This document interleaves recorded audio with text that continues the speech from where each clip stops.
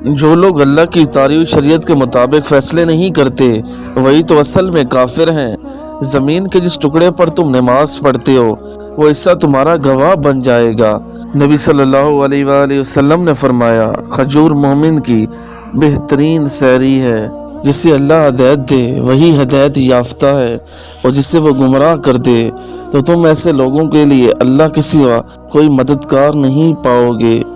रसूलुल्लाह सल्लल्लाहु अलैहि वसल्लम जब खाने पीने का इरादा करते तो दोनों हाथ धोते फिर खाते या पीते थे।